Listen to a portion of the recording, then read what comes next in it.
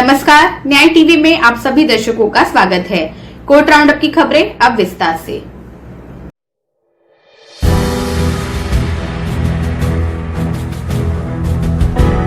महाराष्ट्र के पूर्व मुख्यमंत्री देवेंद्र फडणवीस ने मंगलवार को प्रेस कॉन्फ्रेंस कर वसूली कांड को लेकर उद्धव सरकार पर निशाना साधा। उन्होंने कहा है कि एंटीलिया केस में कई गंभीर बातें सामने आई हैं। अनिल देशमुख के बचाव किए जाने को लेकर फडणवीस ने एनसीपी चीफ शरद पवार पर भी परोक्ष रूप से निशाना साधा है। उन्होंने कहा कि शरद पवार ने देशमुख के पक्ष में जो प्रमाण दिखाए थे, अब उन पर ही सवाल खड़े होने लगे हैं। फडणवीस ने ये भी कहा कि इस पूरे मामले में कई वरिष्ठ पुलिस अधिकारियों के नाम सामने आए हैं। उन्होंने कहा कि वो आज दिल्ली जाकर गृह सचिव से इस मामले की सीबीआई जांच के लिए मांग करेंगे। शरद पवार साहब इस मामले को लेकर उन्होंने प्रेस की और धर्मवीर के दावे इसलिए झूठे हैं कि गृह मंत्री तो 1 तारीख से 15 तारीख तक अस्पताल में थे, फिर होम क्वारंटाइन थे और जो ट्वीट पवार साहब के हैंडल से हुए उन ट्वीट्स में यह दिखाई पड़ता है कि मानो गृह मंत्री जी ये नागपुर में होम क्वारंटाइन थे। सबसे पहली बात तो यह है कि आप में से कई लोगों ने देखा भी है, कुछ ने बताया भी है, ये माननीय गृह मंत्री जी का मैनिफेस्ट है। 15 तारीख को एक प्राइवेट जेट से जो मुंबई आ रहे थे, उससे पहले उन्होंने प्रेस की, उस प्रेस का वीडियो तो कभी मैंने जारी कर दिया था। और अगर हम देखेंगे तो 15 तारीख से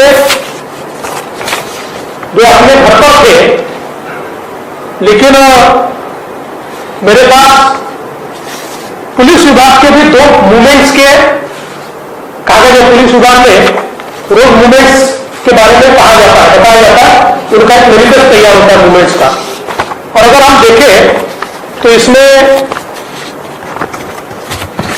तारीख जो है एक 17 फरवरी है। 17 फरवरी में जो लिखा हुआ है तो भगत सिंह कोश्यारी जी मुंबई रहेंगे, उद्धव ठाकरे जी अपने सोई अनुसार, अजित पवार जी मुंबई, शरद पवार जी पुणे, नितिन गडकरी जी दिल्ली और अनिल देशमुख जी इसमें लिखा है 17 फरवरी 2021 15 बजे 3 बजे मोटर इन्हें सह्याद्री गेस्ट हाउस येथे आगमन आणि ओपन। दूसरा एक 24 तारीख का मैनिफेस्ट है, जिसमें वापिस चूंकि ये सारे Z+ प्रोटेक्टिव होंगे, इसमें इन्हीं का नाम इसमें आता है। फिर कोश्यारी जी, उद्धव ठाकरे जी, कोश्यारी जी मुंबई, उद्धव ठाकरे जी सोई अनुसार, अजित दादा पवार सह्याद्री अतिथि गृह 15 बजे 3 बजे, शरद पवार साहब मुंबई, नितिन गडकरी जी दिल्ली, अनिल देशमुख जी ये 11 बजे 24/2/2021 11 बजे मोटरीने निवासस्थान के मंत्रालय जाना, सोईने निवासस्थान परत लेना। अब ये मैनिफेस्ट है, गए कि नहीं मुझे पता नहीं है, इसलिए मैं इसके ऊपर कोई दावा नहीं करूंगा, लेकिन ये पुलिस के मूवमेंट के मैनिफेस्ट ये मेरे हाथ में लगे हुए। सबसे महत्व की बात इसमें यह है कि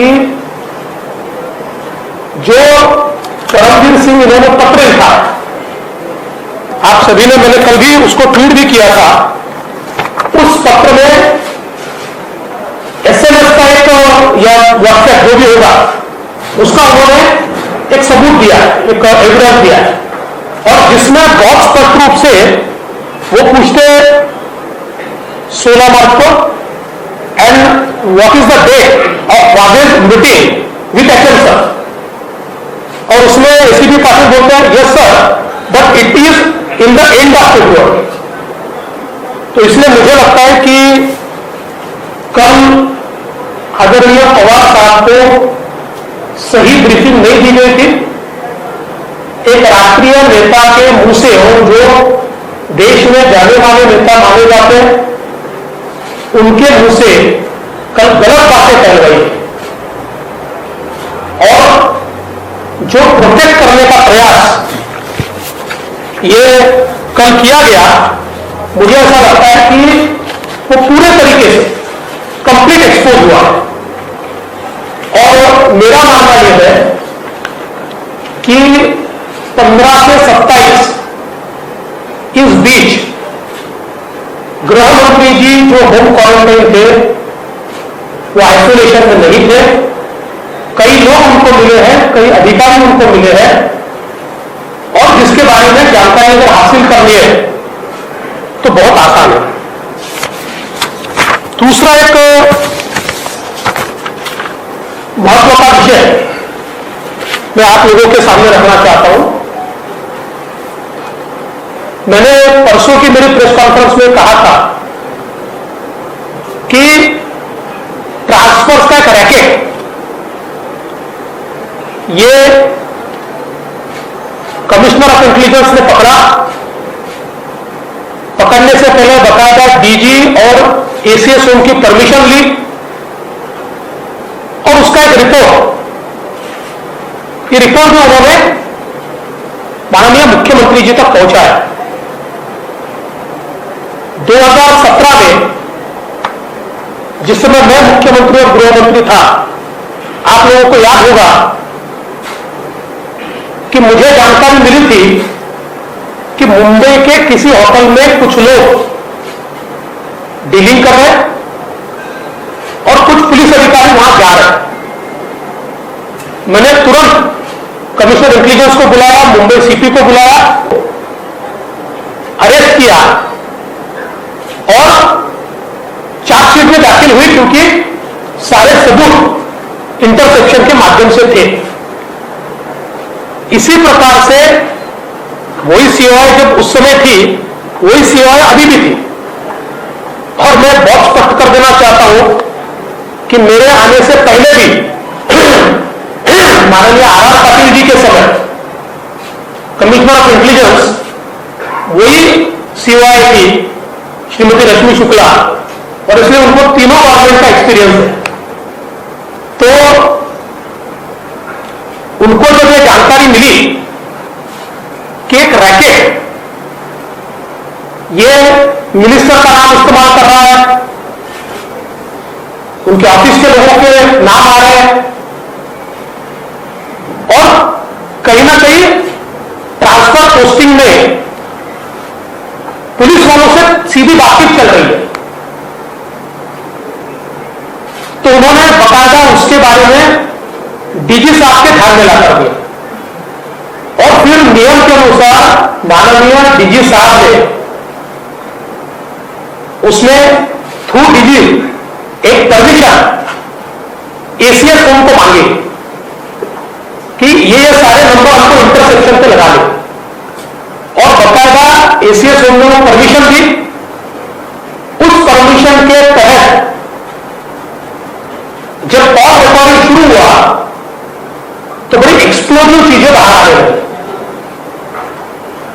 और कई बड़े अधिकारी, कई पॉलिटिकल लोग, इनके नाम चर्चाएं ये इसमें से बाहर आने लगी। और ये सारी चीजें ध्यान में आने के बाद इसको सारा कंप्लीट इसका रिपोर्ट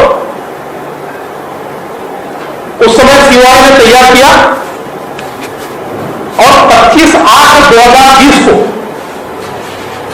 यह रिपोर्ट सीओआई ने कमिश्नर ऑफ इंटेलिजेंस में डीजी साहब को दिया और डीजी साहब ने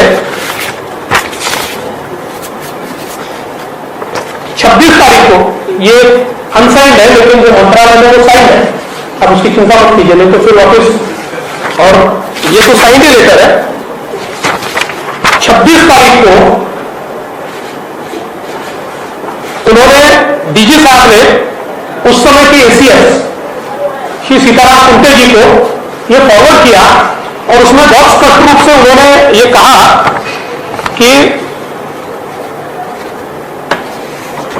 ये जो सारा रिपोर्ट है, hence it is recommended that this be brought to the notice of Honorable Chief Minister at the earliest and an immediate and comprehensive inquiry be ordered by the state CID to identify concerned individuals and take necessary legal action.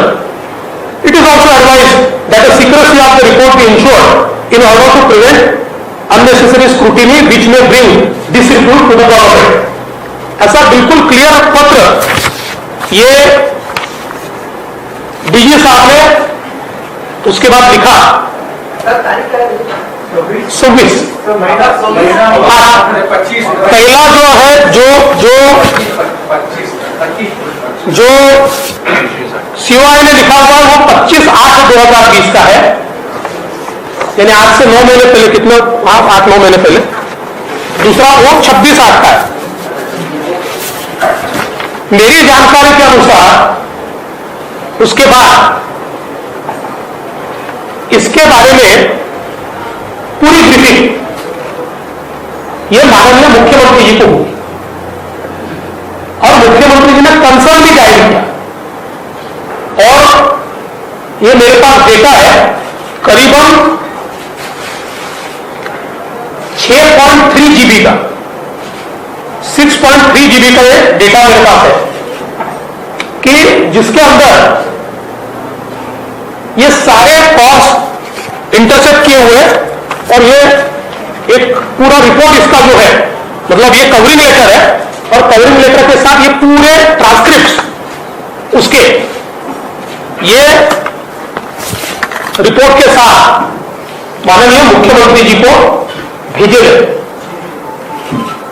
लेकिन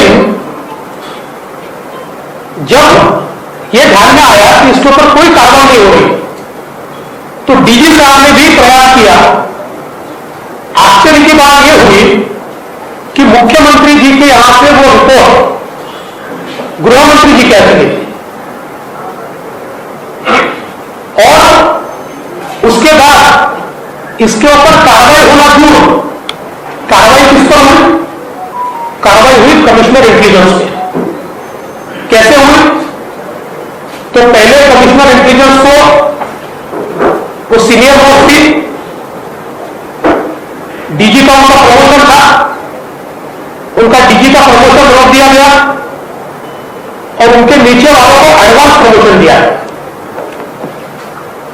उसके बाद चूंकि उनका record impeccable था, सारे उनके CR बिल्कुल अच्छे थे, तो उसके चलते उनको प्रमोशन देना ही पड़ा। तो उनको प्रमोशन ऐसी जगह दिया, डीजी सिविल डिफेंस, जो पोस्टें अस्तित्व में रही और 10 का केबिन उनको दिया गया।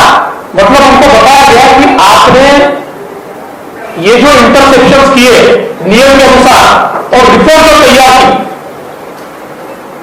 ये रिपोर्ट तैयार करना आपकी गलती है, क्योंकि इसमें जो लोग लिप्त है वे सारे के सारे लोग इसके कारण एक्सपोज होते हैं। और जैसा मैंने कहा, जानबूझकर 25 अगस्त 2020 से आज तक इतने सेंसिटिव रिपोर्ट पर कोई कार्रवाई नहीं की गई। आश्चर्य की बात ऐसी है, इस रिपोर्ट में जिनके नाम आए हैं उनको वही पोस्टिंग्स मिली है, उनको वही पोस्टिंग्स मिली और इसलिए ये बहुत ही गंभीर इस प्रकार का मामला है। मैं उनका लेटर जरूर आपको एक्सेस कराऊंगा, पर मैं उसके एनेक्चर्स और ये इंफॉर्मेशन आपको नहीं दूंगा, क्योंकि ये बहुत सेंसिटिव नेचर की है।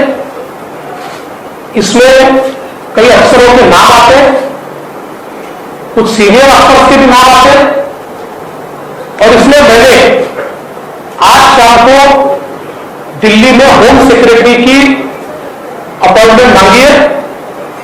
इस प्रेस कॉन्फ्रेंस के बाद मैं दिल्ली जाने वाला हूं और ये पूरी जानकारी मैं होम सेक्रेटरी को दूंगा और मैं उनसे निवेदन करूंगा, चूंकि कई आईपीएस अफसर है, कुछ नॉन आईपीएस भी है, कुछ छोटे भी अफसर है, लेकिन चूंकि वो सेंट्रल गवर्नमेंट के अंडर आते हैं और उनके कस्टोडियन ये सेंट्रल गवर्नमेंट है, इसलिए होम सेक्रेटरी इस पूरे मामले की जांच ये सीबीआई से करे। फिलहाल बस इतना ही। अन्य खबरों के लिए जुड़े रहिए न्याय टीवी के साथ। नमस्कार।